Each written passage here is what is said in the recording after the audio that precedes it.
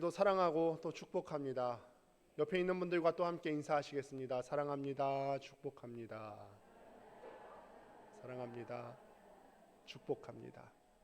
네, 오늘 계속해서 우리가 빌립보서 말씀을 함께 살펴보도록 하겠습니다. 빌립보서 11번째 시간입니다. 새해 여러분들 어디에 표대를 두고 계신가요? 라는 제목으로 하나님의 말씀을 증거하도록 하겠습니다. 저는 건강관리를 위해서 수영을 합니다. 여러분들 어떤 운동 하세요? 저희가 수영한다고 하니까 약간 미심쩍게 보시는데 저런 체형으로 수영을 다 하다니. 수영을 하는데 사실은 예전에 사역할 때만 해도 여러 목사님들과 같이 강습까지 한 1년 정도 받은 적이 있어요.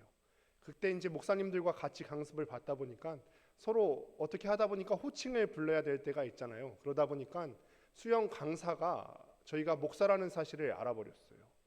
그래서 출발을 해야 되는데 여러 바퀴 돌리다 보면은 처음에 한 번 왔다 갔다 하는 것도 힘들어서 쉬고 싶을 때가 있어요. 그러면 강사분들은 어쩌면 다 그렇게 목소리가 큰지요.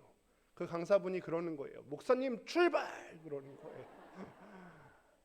처음에는 그렇게 한 바퀴 왔다 갔다 하는 것도 힘들더니 이제는 1년 정도 강습을 하다 보니까 지금은 한 20바퀴 정도. 대단하죠? 네, 자랑하는 거예요. 한 1km 정도는 쉬지 않고 왔다 갔다 할 수 있을 정도로 되었습니다.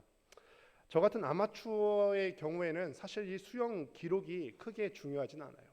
제가 1시간 왔다 갔다 한다고 해도 누가 뭐라고 할 것도 아니고 뒤에서 쫓아오는 사람이 있는 것도 아니에요. 그런데 선수들의 경우는 다르죠. 선수들의 경우는 수영은 기록 경기이다 보니까 정해진 거리를 얼마나 빨리 왔다 갔다 할 수 있느냐가 굉장히 중요한 경기입니다. 그래서 수영 영법도 자기에 맞춰서 개발해야 되고 그 수영 경기 당일에 맞춰서 컨디션도 조절해야 되고 몸 상태를 최적의 상황으로 유지하기 위해서 식단도 조절해야 됩니다. 그래야 기록이 단축이 될 수가 있습니다. 예전에 우리나라 최초로 올림픽 수영 종목에서 금메달을 땄던 박태환 선수가 인터뷰를 했을 때 일이 기억이 나요. 인터뷰 내용은 잘 기억이 안 나는데 그 인터뷰한 얼굴을 보니까 수영 안경을 벗었더니 그 안경을 제외하고 얼굴이 새까맣게 탔던 그런 모습이 굉장히 인상적이었습니다. 기록 단축을 위해서 이 선수가 얼마나 노력했을까 하는 생각이 들었어요. 개개인 선수들의 노력과 별개로 과학기술도 이 수영의 기록 단축을 위해서 같이 서포트해주고 있습니다.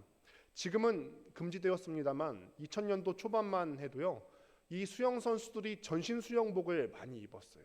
전신 수영복을 입으면은 피부에 어떤 굴곡진 면이나 아니면 체모로 인한 물과의 마찰을 줄일 수 있다. 그래서 많은 선수들이 전신 수영복을 입고 세계 기록이 그 당시 많이 쏟아져 나왔습니다. 때문에 그 당시 많은 기록들이 작성이 되었었는데 비록 기술의 도움을 입었지만 얼마나 많은 선수들이 기록을 단축하고 싶어 했는지, 얼마나 그것을 소망을 두고 염원했는지 알 수 있었던 대목이에요. 살갗에 닿는 물의 저항까지도 표대 어떤 목적지를 향해서 방해되는데 방해가 된다고 생각했으면 말 다 한 거죠. 지난 말씀을 통해서 우리가 주님을 만나고 나면은 그 전에 너무나 귀하고 유익하게 여기던 것들조차도 방해물로 여겨질 때가 있다라고 말씀을 드린 바가 있습니다. 내가 그 전까지 유익하게 됐던 것들, 유익하게 여겼던 것, 그 자체로는 나쁜 것은 아니지만 내가 표대를 위하여서 그리스도를 위하여서 때로는 그 유익하던 것들이 적극적으로 나에게 해코지를 하게 되는 경우가 있더라라고 말씀을 드린 바가 있습니다.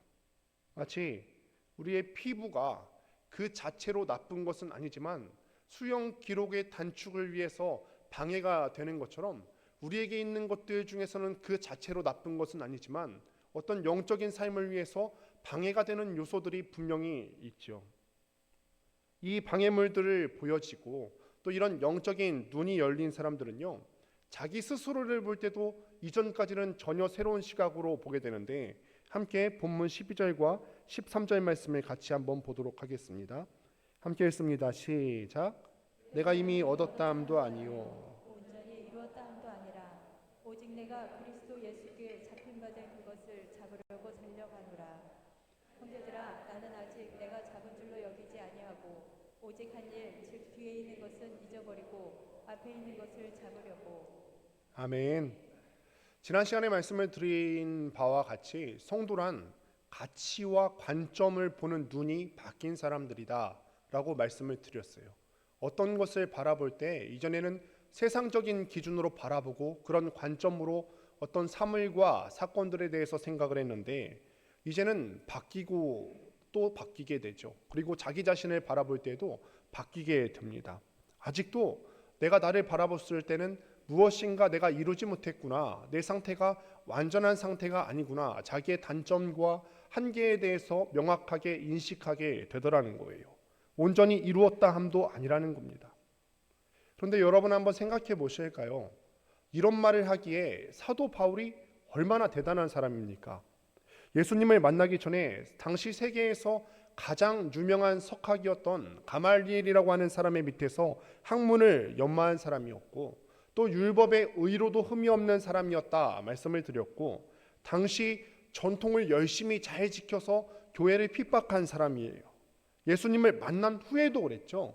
예수님을 만난 후에 20년이 넘는 시간 동안 선교 활동도 열심히 했고요. 지적으로도 학문적으로도 끊임없이 노력을 했습니다. 신약 성경이 전체 27권인데 그 중에서 13권이 사도 바울이 저술한 책이에요. 정말로 탁월한 하나님의 말씀의 일꾼이었어요. 그런데 바울이 그렇게 고백하는 거예요. 우리 같은 사람들은 보통 내가 책 한 권만 냈다 해도 어디 같은 프로필 같은 데 하면 그 책의 저서가 쭉 나가잖아요. 그런데 이 사도 바울은 성경 중에서 13권이나 저술하고도 나는 아직 부족한 사람입니다. 나는 한계가 있는 사람이에요. 나는 무엇인가를 이루지 못한 사람입니다. 우리가 살아가는 세상에서요, 세상 사람들은 자꾸 자신을 드러내려고 하는 경향이 있습니다. 요즘은 자기 PR의 시대죠. 예전에는 공적인 모임에서 조용히 있는 것, 다른 사람들 눈에 띄지 않는 것이 미덕이라고 여겨졌습니다만 요즘은 반대예요. 가만히 있으면 아무것도 얻어갈 수가 없다.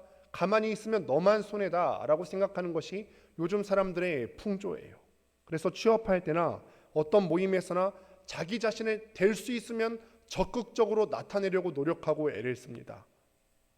만약에 바울이 이 시대에 우리가 살아가고 있는 이 세상에 살았다면 정말 자랑할 것이 많았을 것입니다. 그런데 이런 그가 말하기를 내 삶에 아직 채워지지 않은 부분이 있다.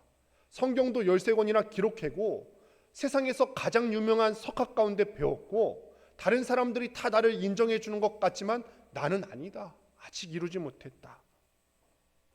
그가 이렇게 고백할 수 있는 것에는 이유가 있는데 바로 생각의 중심이 그리스도 중심이라는 거예요. 생각의 중심이 자기 자신인 사람은요, 무엇인가 작은 것만 있어도 자꾸 내세우려고 해요. 내 중심적으로 봤을 때 나는 그래도 이 정도면 된 거 아닌가? 내가 이 정도 공부했으면 된 거 아닌가? 이 정도 열심히 운동했으면 된 거 아닌가? 이 정도 열심히 교회에서 봉사하면 된 거 아닌가? 자기를 중심으로 보면 이 바울이 학문적으로 꽤 이루었어요. 나름대로 최선을 다해서 달려오며 살았어요. 그런데 주님을 만나고 보니까 내 가치와 어떤 것을 바라보는 관점이 완벽하게 바뀌어버리는 거예요. 주님을 중심에 놓고 자기를 보니까 내가 주님 닮아서 성화의 단계까지 이르러야 되고 내가 주님 닮아서 주님 기준으로 그 거룩한 모습까지 이르러야 되는데 나는 멀었다.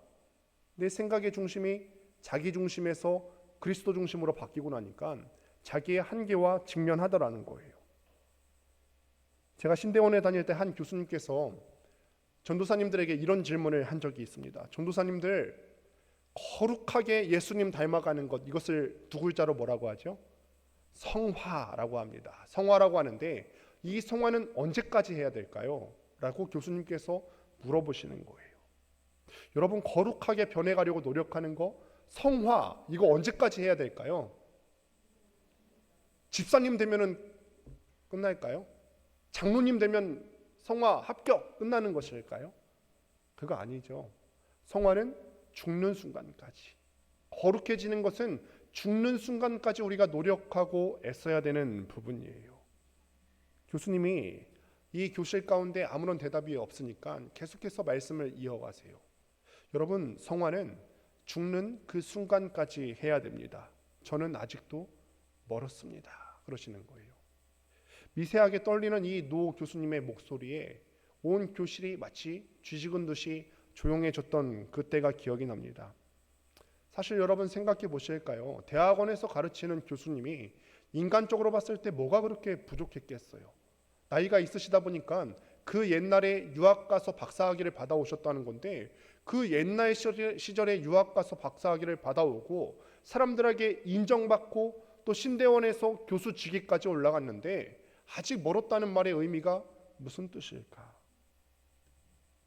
자기가 인간적으로 부족해서 아직 멀었다, 내가 채워야 될 것이 있다라고 말하는 게 아니에요.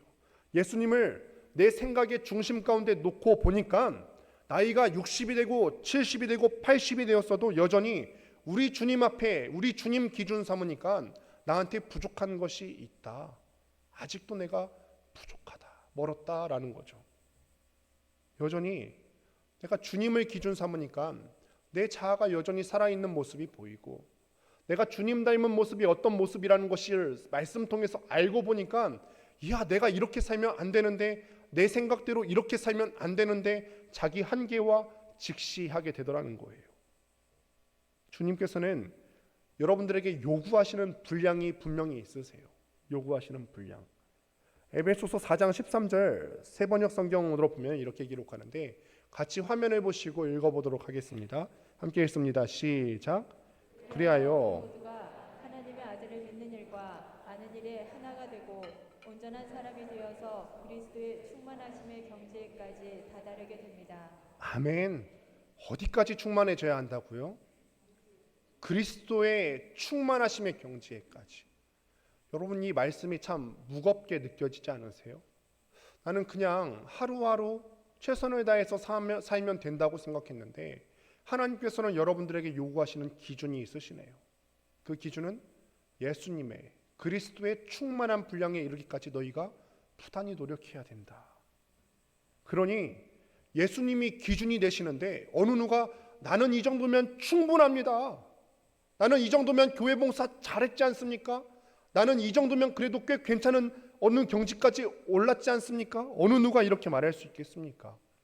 우리 생각의 중심이 내 생각 중심에서 예수님 기준으로 바뀌고 나 보니까 깎여져야 되는 내 자아가 보이고, 깎여 나가야 되는 내 고집이 보이고, 생각이 보이고, 내 한계가 명확하게 보이더라는 것입니다. 저는 우리 권능교회 성도님들 모두가 예수님 중심으로 생각이 전환되어서 우리 모두가 자신의 한계를 명확히 볼 수 있는 눈이 열려지게 되기를 축원드립니다.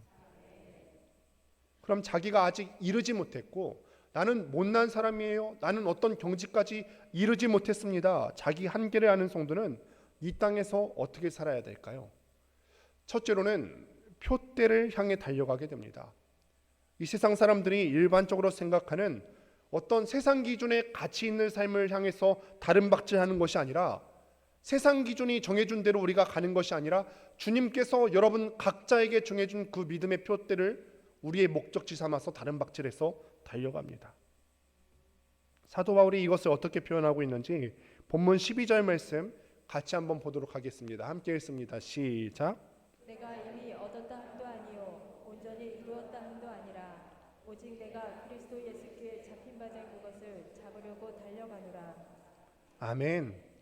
본문에 보시면 달려간다 그리고 잡으려고 어떤 비슷한 뉘앙스의 단어가 두 번 반복해서 나오는 것을 우리가 볼 수가 있어요. 여기서 잡으려고 라는 단어는 어떤 뜻이냐면, 그냥 손을 내뻗어서 잡는다, 이런 정도의 수준을 의미하는 것이 아니에요. 여러분, 지난 작년에 있었던 아시안 게임을 혹시 유의 깊게 보셨어요? 아시안 게임 중에서 정말 아쉽게 금메달을 놓친 종목이 하나 있거든요. 롤러스케이트 종목을 혹시 보셨어요? 결승전을 바로 코앞에 두고 우리나라 사람이 1등으로 달리고 있었는데요, 자기가 금메달 이미 딴 줄 알고 환호하다가 세리머니 먼저 하다가 뒤에 2등으로 달려오던 대만 선수가 발을 쭉 내미는 바람에 금메달을 놓쳤어요. 그리고 우리나라 대한민국 선수들은 다 군면제의 기회도 놓치게 됐죠. 우리나라 선수가요, 결승전을 채 넘기도 전에 확신에 찬 나머지 그렇게 세리머니를 한 바람에 이런 참담한 결과가 생기게 되었는데 이렇게 절대로 놓치지 않고 꼭 잡으려고 애쓰는 모습이 바로 오늘 본문에 나오는 잡으려고라는 단어의 뜻이에요. 이 대만 선수가 얼마나 금메달을 따고 싶었으면, 얼마나 그 표대를 향한 목적의식이 있었으면 팔을 쭉 내뻗는 거예요. 이게 오늘 본문에 나오는 잡으려고라고 하는 단어의 의미예요. 또 쫓아가다라고 하는 단어는 영어로 press on이라고 하는 단어가 쓰여지게 되는데, 이거는 굉장히 강조된 단어입니다.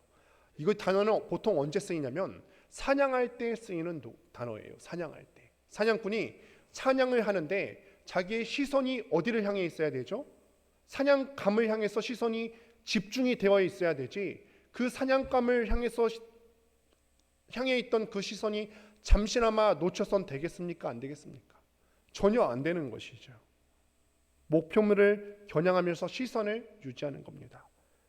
아메리칸 스나이퍼라고 하는 영화가 있는데, 이 영화는 저격수를 주인공으로 그리는 영화입니다. 그런데 주인공 역할로 나온 배우가 자기가 배우를 잘 연기하기 위해서 실제 저격수의 삶이 어떤지 보려고 크리스 카일이라고 하는 아주 유명한 저격수의 삶을 관찰하기 시작합니다. 이 저격수는요, 적군을 무려 160명이나 사살한 미군 중에 전설 중에 전설이라고 추앙받는 저격수예요. 그런데 저격수들은요, 적을 처리하기 위해서 초점을 유지한 채로 8시간 동안 있는 훈련을 받는다고 합니다. 8시간요. 그동안에 소변이 마렵다고 일어날 수가 있을까요?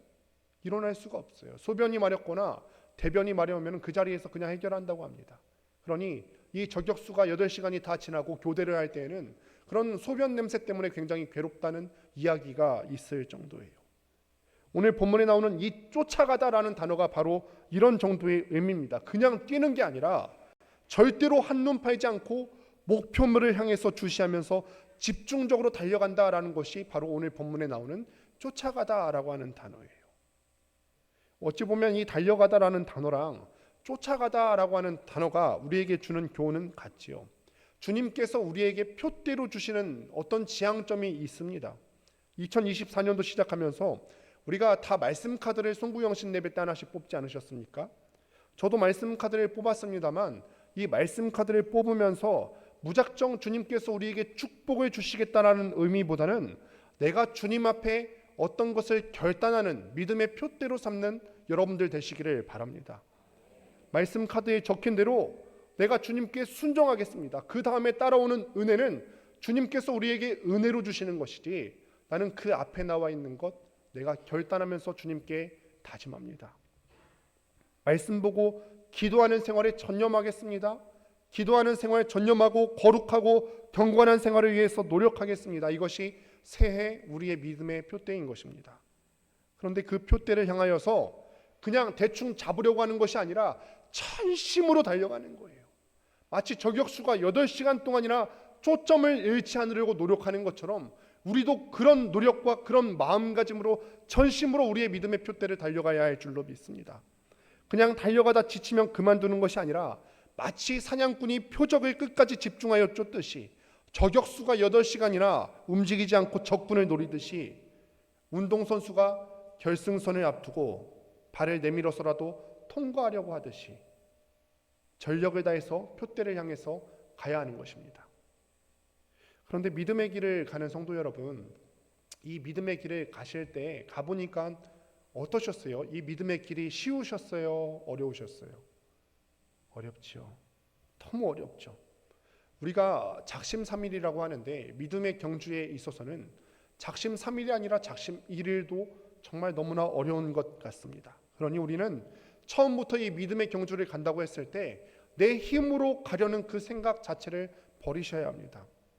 세상 사람들은 어떤 인생의 계획을 세울 때 자기 계획을 세우고 비전을 세웁니다. 인생에서 10대는 뭐하고 20대 때는 이거 할 거고 30대에는 뭐하고 등등 나름대로 꿈을 세워갑니다. 그리고 할 수만 있으면 Boys be ambitious, 크고 좋은 꿈을 너희가 품고 살아가야 된다 하고 말하는 것이 세상의 경향이에요. 방금 읽으신 12절 말씀 한번 볼까요? 우리 마이크도 울리는데 읽으면서 소리 한번 정리할 겸 같이 한번 큰 소리로 읽겠습니다. 시작. 오직 내가 그리스도 예수께 잡힌바된 그것을 잡으려고 달려가노라. 말씀을 보시면 잡힌 바 된 그것을 잡으려고 달려간다. 예수 믿는 사람들을 잡아 가두기 위해서 이 바울이 다메섹으로 가던 길에서 예수님을 만나고 난 이후에 이 사도 바울의 삶이 완전히 뒤바뀌게 되었습니다. 이전에는 자기 스스로 뭔가 능동적이고 주인공이 되어서 다 움켜쥐려고 했던 그런 인생인데, 그리스도께 붙들림 받은 그 순간부터는 주님께서 이끄시는 대로 끌려가는 인생이 되더라는 거예요. 온통 긍정과 능동이 판을 치는 이 세상 아닙니까? 뭔가를 해봐야 된다. 너희 스스로 할 수 있어. You can do it. 능동과 어떤 자기 중심성이 판을 치는 이 세상 가운데서 수동이 무엇인가를 경험해 보신 적이 있으세요? 수동적인 거. 하나님이 붙잡아서 데려가고 싶어 하시는 그 표대를 향해서 여러분들 끌려가 보신 경험이 있으십니까? 내가 내 삶의 주인인 것처럼 한없이 내가 계획을 세우고 한 방향으로 달려가다가 살아계신 하나님께서 내 삶을 뚫고 들어오시고 내 인생 가운데 개입하시고 간섭하시고 인도해 가시는 그 수동의 삶을 경험해 본 적이 있으십니까? 이 수동의 삶을 경험하는 것이 바로 성도의 삶이라고 하는 것입니다. 성도는 세상 사람들처럼 인생을 계획하고 나름대로 노력해서 살아가기만 하는 존재가 아니에요. 주님이 우리 삶 속에 개입해 들어오셔서 우리가 계획하지 않았다 할지라도 우리가 계획하지 않은 곳으로 끌고 가시고 생각해 보지 못한 곳으로, 그러나 너무나 영광스럽고 복된 곳으로 우리를 데려가 주시는 줄 믿습니다. 이것이 성도로서 우리가 이 땅을 살아가는 행복과 기쁨 중에 하나입니다. 이제는 더 이상 내가 세상 사람들처럼 내가 내 인생의 주인공이 되어서 능동적이 되어서 무엇인가를 해보는 것이 아니라 하나님께서 내가 가길 원하시는 곳에 내 인생의 표대를 놓고 목표로 삼는 인생 되기를 바랍니다. 이것이 붙들림 받은 것을 잡으려고 표대를 향해 달려가는 것입니다. 두 번째로는 과거에 발목 잡히지 않는 삶을 살아갑니다. 본문 13절 말씀을 다시 한번 보도록 하겠습니다. 함께 읽습니다. 시작. 형제들아, 나는 아직 내가 잡은 줄로 여기지 아니하고 오직 한 일, 즉 뒤에 있는 것은 잊어버리고 앞에 있는 것을 잡으려고. 아멘. 심리학자인 케이체프 노이드라고 하는 사람이 말하기를 사람을 가두는 6가지 감옥이 있다고 합니다. 이 자리에서 그 6가지 감옥을 다 말하려고 하는 것이 아니라 그 중에 하나가 과거 지향적 감옥이에요. 과거 지향적 감옥. 여기에 갇힌 사람들은 과거의 영광에 사로잡혀서 도무지 앞으로 나아갈 수 있는 힘이 없는 사람들이에요. 내가 과거에는 이랬었지, 그 과거의 영광에 도취된 나머지 앞으로 나아갈 생각을 하지 않는 진취적이지 못한 사람들이에요. 바울은 자기 한계를 만난 이후에 내가 예수님을 만나고 예수님 중심으로 생각이 바뀌다 보니까 나는 아직도 부족하구나 라고 고백했다고 했죠. 그런데 이 부족하다고 하는 말하는 사람의 신앙 여정을 한번 보실까요? 이 사도 바울이 예수님을 만나고 난 이후에 신약 성경을 13권이나 기록했고요. 3차례나 전도 여행을 다니면서 복음 전하기 위해서 매도 수 없이 많고 목숨을 잃을 뻔한 위협도 겪었어요. 온갖 고초와 고통과 아픔을 다 경험한 사도가 뭐라고 하냐면 뒤에 거 다 잊어버려라. 앞에 있는 것을 향해서 달려가라. 과거에 있었던 그 좋은 경험, 내가 주님을 위해서 했던 그 모든 수고, 노력, 주님께서 알아주셨으면 됐지, 세상 사람들한테 인정받으려고 잡으려고 하지 마라. 뒤에 있는 거 다 잊어버려라. 다 잊어버려라. 사랑하는 성도 여러분, 여기 수요 예배에 나오실 정도 되면 어느 정도 신앙의 연륜이 있으실 겁니다. 신앙생활 횟수도 상당하실 겁니다. 그러나 하나님께서 오늘 말씀을 통해서 우리에게 도전하십니다. 지나간 것은 잊어버려라. 신앙생활 횟수가 얼마나 됐든 연차가 얼마나 됐든 그 긴 연수 잊어버려라. 2023년도 네가 했던 모든 수고와 봉사와 노력, 눈물 다 잊어라. 네가 나를 섬기느라 애쓰고 수고한 것 내가 다 안다. 그러나 그 자랑 삼을 만한 모든 것들 다 잊어라. 물론 뒤에 있는 모든 것을 다 잊어버려야 한다는 그런 말은 아닙니다. 주님께서 우리에게 우리 인생 가운데 개입해 주셔서 은혜로 베풀어 주셨던 모든 것들은 우리가 다 기억하고 곱씹을 때 더 기쁨과 보람이 있죠. 그러나 뒤에 있는 것 중에서 오늘 우리가 표대를 향해서 살지 못하도록 하는 모든 것은 다 잊어버리라는 것입니다. 아까 아시안 게임에서 결승선을 코앞에 두고 세리머니 하다가 우승 놓친 이야기를 했죠. 아직 우리는요, 세리머니 할 때가 아니에요. 지난 영광에 도취되어서 이 정도면 충분하지, 이 정도 노력했으면 됐지, 그 영광에 도취되어 있을 때가 아니에요. 결승선 아직 안 지났습니다. 뒤에는 악한 마귀 사탄이 우리를 호시탐탐 노리고 있어요. 지나온 우리의 수고와 노력은 하나님께서 물론 알아주실 것이지만 우리 스스로 그것을 기억하고 붙잡으면 과거의 감옥에 갇혀서 앞으로 나아갈 수가 없습니다. 성도는 이 세상 살아가면서 아직 이루지 못했고 자기 부족함을 경험으로 알고 있기 때문에 앞에 있는 표대를 잡으려고 다른 박질하고 달려가 나가는 사람이에요. 혹시 여러분들 가운데 지금 과거를 붙들고 그 안에 갇혀 있는 분 안 계십니까? 내가 지금까지 교회를 이만큼 섬겼으면 됐지. 내가 지금까지 이 정도 신앙생활 했으면 됐지. 이제 나는 나이 들고 힘이 없으니까 젊은 사람들이 하라고 하고 나는 이제 빠져야지. 아니요. 오늘 하나님께서는 그렇게 말씀하고 계시지 않으세요. 옛날에 하나님께 부끄러웠던 부분들이 있다면 지금 더 잘하셔야 되고 그것이 아직 이루지 못한 성도가 삶을 살아가는 방식이 되어야 할 줄로 믿습니다. 과거를 붙들고 오늘을 합리화시키지 않는 거예요. 이전에는 잘했으니까 지금은 쉬어도 돼. 그런 합리화 주님께서 말씀하고 계시지 않는다는 거예요. 절대로 머뭇거려서는 안 된다는 것입니다. 사랑하는 성도 여러분, 2024년도를 시작하면서 지나갔던 우리의 수고와 노력과 영광은 모두 다 잊게 되기를 바랍니다. 마치 오늘 예수님을 처음 영접한 사람처럼 새롭게 결단했으면 좋겠습니다. 올해도 내가 주님을 위해서 다른 박질하겠습니다. 이전에 다른 박질했던 거 다 잊어버리고 올해 다시 한번 다른 박질하겠습니다. 올해도 내가 표대를 향하여서 교회를 섬기겠습니다. 그렇게 결단하는 우리가 되기를 축원드립니다.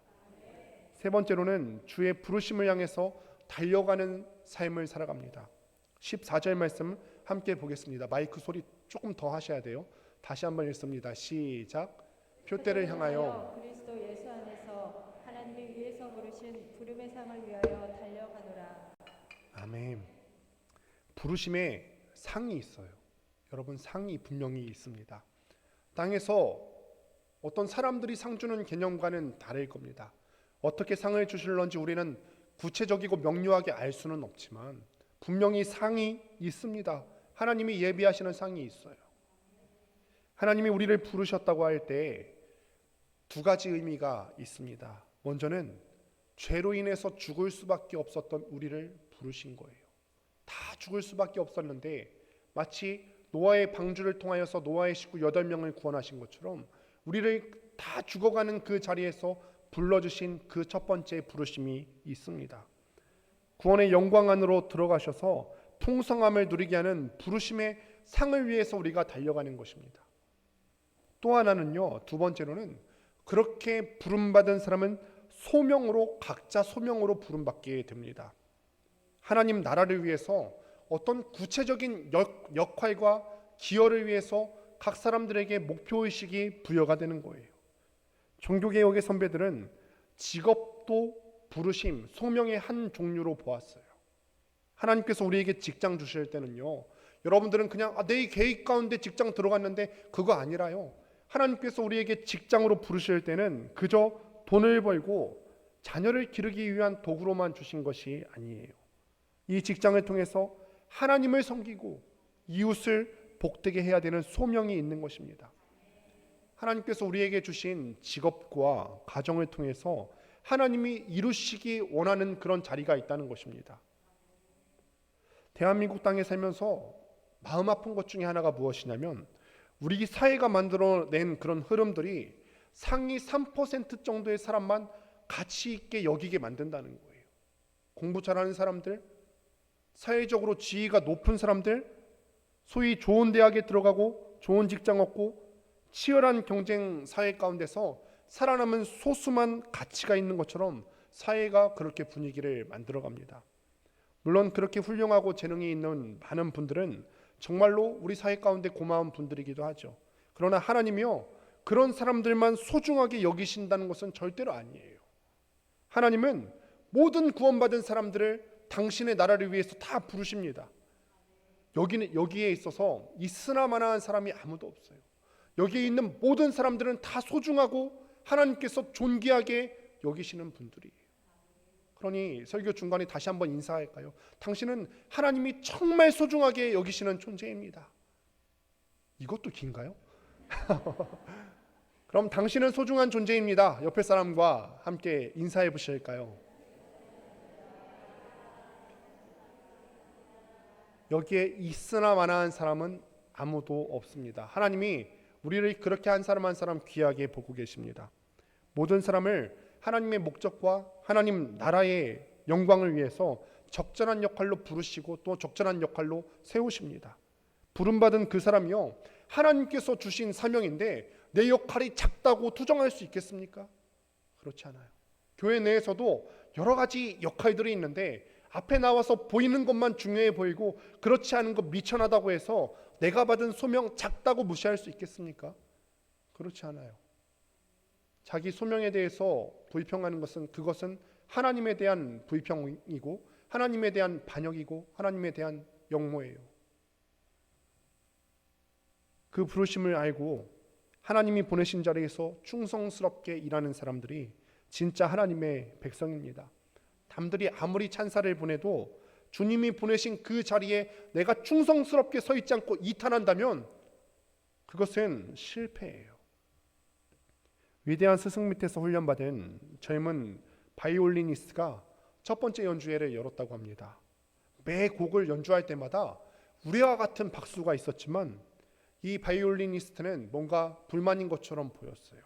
마지막 곡을 연주하고 난 후에는 그 전보다 더욱더 큰 우레와 같은 함성 소리와 박수 소리가 있었지만 그는 발코니에 서 있는 한 노인을 계속해서 주시하고 있었어요. 드디어 그 노인의 얼굴에 잔잔한 미소가 흐르기 시작했고 잘했다고 끄덕이기도 했습니다. 이때 그 젊은이는 즉시 긴장을 풀고 활짝 웃었다고 합니다. 스승의 인정을 받기 전에 관중이 그에게 보내는 찬사는 그에게 큰 의미가 없지요. 마찬가지로 우리도 최후 심판 때 주님께서 우리에게 주시는 상을 받기 전까지 사람들이 너 정말 잘한다, 너 정말 좋은 위치에서 크게 섬기는구나, 사람들이 우리에게 보내는 찬사는 아무 의미가 우리에게 없다는 사실이에요. 각자의 부르심이 있습니다. 이 부르심, 어떤 사람은 가정에서 전업주부로 부르시기도 하셨고 어떤 사람은 직장에서 각자 맡은 역할로 부르시기도 하셨고 어떤 사람은 남편으로, 어떤 사람은 집안에서 자녀로서의 부르심이 있습니다. 이것도 각자 역할에 맞게 하나님께서 그 자리로 불러주신 거예요. 하나님이 허락하신 귀한 직장에서 여러분을 향한 하나님의 기대와 부르심이 있습니다. 교회에서도 여러분을 향한 여러 가지 형태의 부르심이 있습니다. 하나님은 그 부르심을 갖고 여러분들을 평가하실 겁니다. 그 부르심이 무엇인지 알고 진실하게 서서 충성되게 감당하는 사람이 하나님 앞에서 바른 신앙의 삶을 사는 성도인 줄로 믿으시기 바랍니다. 남들이 아무리 훌륭하다고 해도 소용없습니다. 이 사명을 주신 하나님께서 인정해 주시기 전까지는 남들이 아무리 우리에게 박수치고 찬사 보내도 소용없습니다. 너 과거에 정말 잘해왔다, 그 과거 붙들고 있어도 소용없습니다. 결승선 지나가기 전까지는 아무 소용없어요. 사람의 평판은 손바닥 뒤집는 것과 같습니다. 오직 내가 신경 써야 할 것은 내가 정말로 하나님께서 날 보내신 그 위치에 정확하게 그 자리에 서 있는가. 내가 하나님께서 보내신 이 자리이고 이 소명인데 지금 내가 막 맡은 역할이 작다고 무시하고 있는 것은 아닌가? 이미 충분히 했다고 나는 지금은 마음을 놓고 있는 상태는 아닌가? 내가 맡은 일이 아무리 작은 일이라도 주님이 맡기신 일인지 알고 충성스럽게 정말 감당하고 있는지를 살펴보셔야 합니다. 이것이 우리 인생에서 가장 중요한 핵심이에요. 사랑하는 성도 여러분, 말씀을 맺습니다. 2024년도 새해를 시작했습니다. 현재에 안주하시면 안 돼요. 지나간 과거는 다 잊어버리셔야 돼요. 빨리 잊어버리셔야 돼요. 새해 다시 우리의 마음을 담금질하고 채찍질하셔야 됩니다. 이전에 내가 해왔던 수많은 신앙의 연차들, 수많은 섬김의 자리들, 봉사의 자리들, 이것 갖고 사람들 박수 쳐줬는데 이거는 우리가 기억하면 기억할수록 우리에게 방해물이 될 뿐입니다. 여러분 다시 꼭 기억하세요. 우리 아직 결승선 통과하지 못했어요. 악한 마귀 사탄은 우리가 결승선 통과하지 못하도록 호시탐탐 노리고 있는데 결승선 통과하기도 전에 무너지지 않게 되기를 바랍니다. 표대가 아직 멀리 있습니다. 안주하면서 환호하지 마시고 다시금 새 영과 새 마음으로 올해도 주님께서 우리를 부르신 자리에서 표대를 향하여 달려나가시는 여러분들 되시기를 주님의 이름으로 축원드립니다.